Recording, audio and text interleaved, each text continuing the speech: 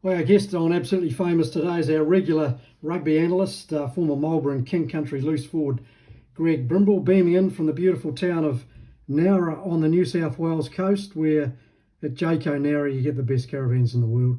How are you, Brims? I'm going good, Johnny. All the better for a great weekend of sport, a great weekend of rugby. So yeah, going good, mate. The weather's starting to pick up a little bit, and looking forward to a couple more Bledisloes in the World Cup coming up, as well as the cricket tomorrow night. Yes, of course. Great weekend. Oh, great week of sport coming up. Brims, I'm getting a little bit excited about the All Blacks at the moment, given that myself and Cheryl and 12 other Kiwis are heading over in a group to watch the World Cup in France. And what I've seen in the last 2 weeks has been pretty good. And I think you have every right to get a little bit excited about it too, Johnny, as well as Cheryl. I know Cheryl she'll just be twitching with anticipation for the World Cup. But yeah, no, there was some really good signs on the weekend, wasn't there? It's if anything, we are still just seem to be a little bit slow in the second half. But the good thing is we're starting strongly now, and we're getting a good start. We're getting points on the board, and that puts scoreboard pressure on the opposition, doesn't it? And that certainly worked the last 2 weekends. So yeah, every right to be excited, Johnny. Well, that first 20, 25 minutes, the All Blacks pretty much blew the Springboks off the park. The poor old Boks wondered what the hell had hit them. Well, that was right. And then at the 20-minute mark, the Boks had pretty much hadn't touched the ball. New Zealand was up like 15-0 or something, and New Zealand, the All Blacks had like 95% of the possession after a quarter of the game. 95%, unbelievable. So, looking at the game, what have you seen in the first two games of the season? The difference. Where do you think the All Blacks improved, and what areas from last year? Certainly, there's a confidence there.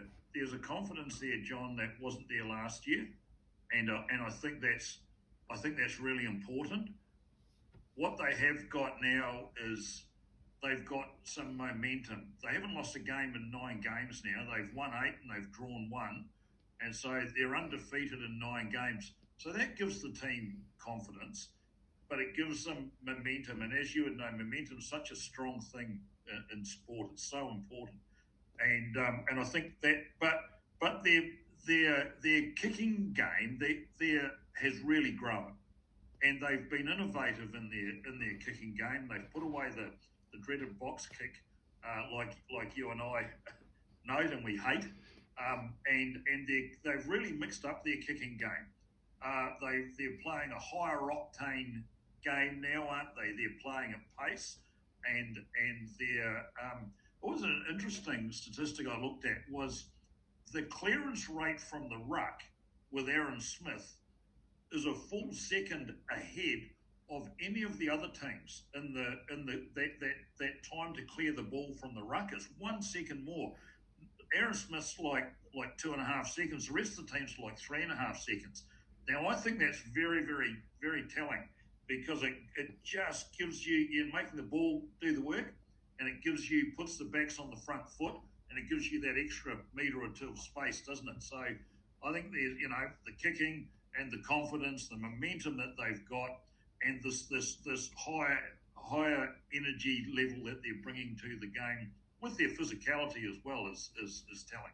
Yeah, I agree. I think the intensities, the physicality, and also the accuracy. They're a lot more accurate.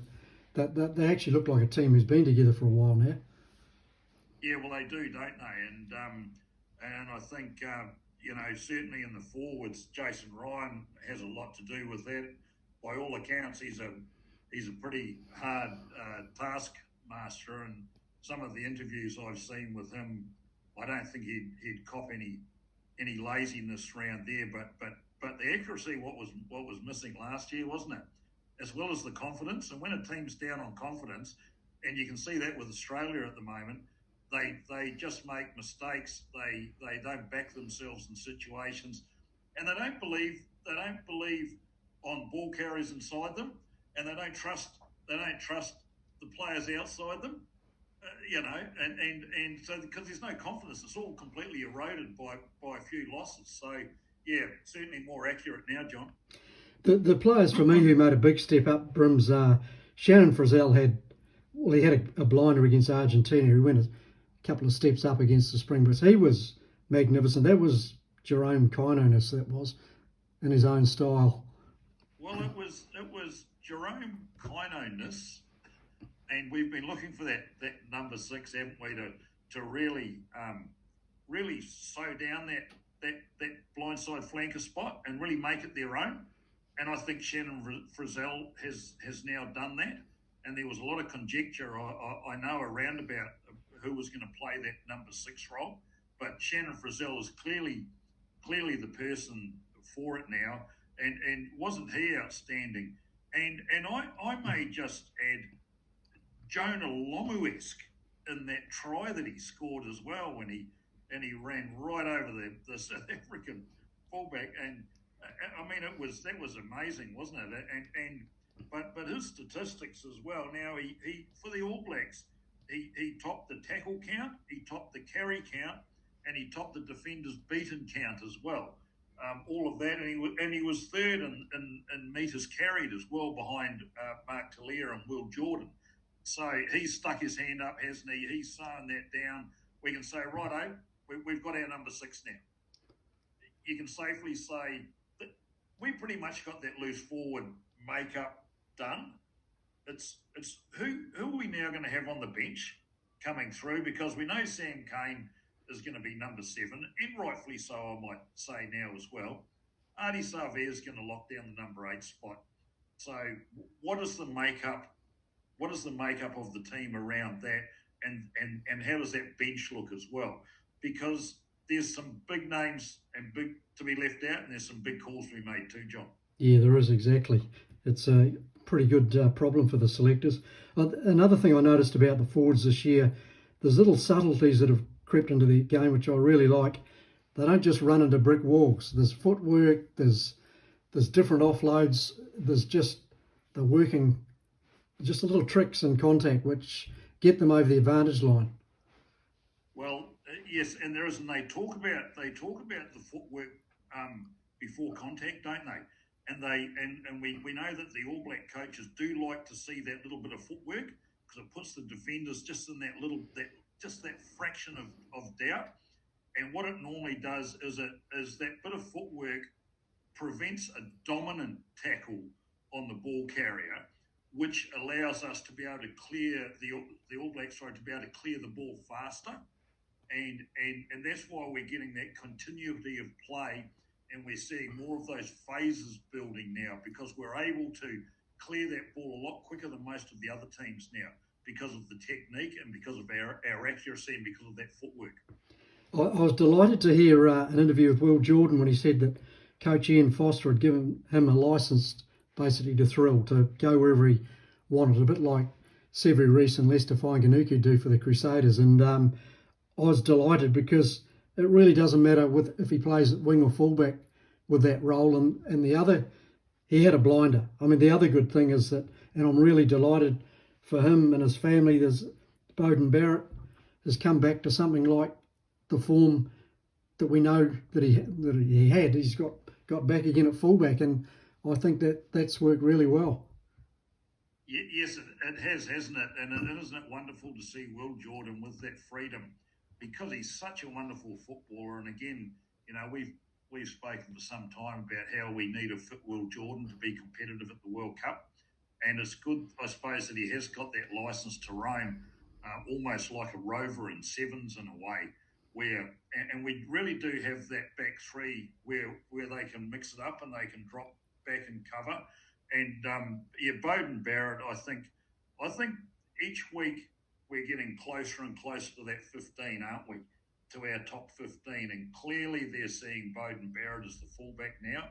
And he had an excellent game. His combination with Will Jordan and his brother Geordie was outstanding. And congratulations to Geordie Barrett on his 50th game for the All Blacks. And he joins his brother as half centurions in the All Blacks, and they form the only the only three brothers in world rugby that have all played over 50 tests before. So what a wonderful occasion that was for the family, and congratulations to them all. And they're all very, very big contributors, aren't they, to the All Black team? All of them are very, very valuable. You couldn't leave any of those boys out at the moment. No, they're going great guns. And another great sight, Brims, was Tamaitai Williams, a 22-year-old giant prop from the Crusaders, coming on and not only holding his own. They got a penalty from the first scrum he packed down him, but he's a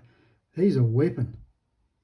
He's a huge young boy, isn't he? A young lad, and I thought he spoke really, really well in the interview after the game.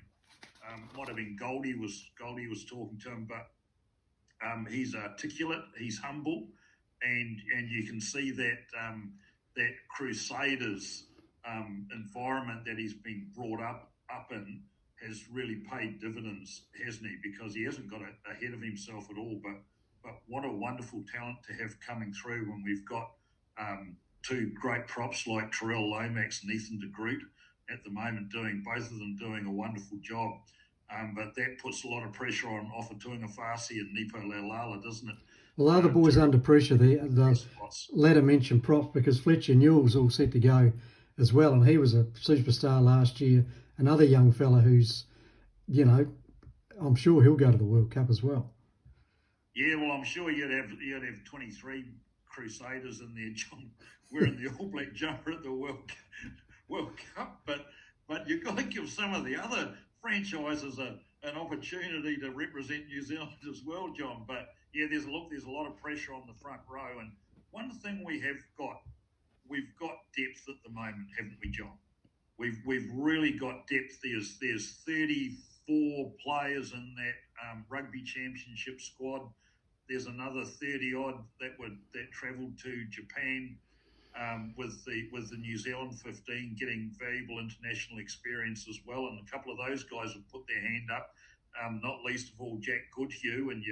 But the depth is what I'm excited about at the moment, especially in the midfield, round the loose forwards, and in the second row and in the front row as well. In fact, we've just got depth everywhere, John. Yeah, we have, of course, but we won't get too excited until until it's time to get very excited. But it is exciting, actually.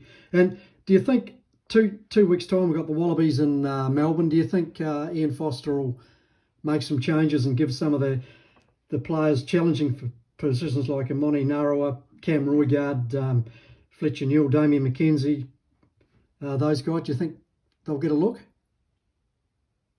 I don't think he'll make wholesale changes for the game in Melbourne, John, because there's one thing they do want to do. They want to tie up this Bledisloe. They've tied up the Freedom Cup against South Africa for another year.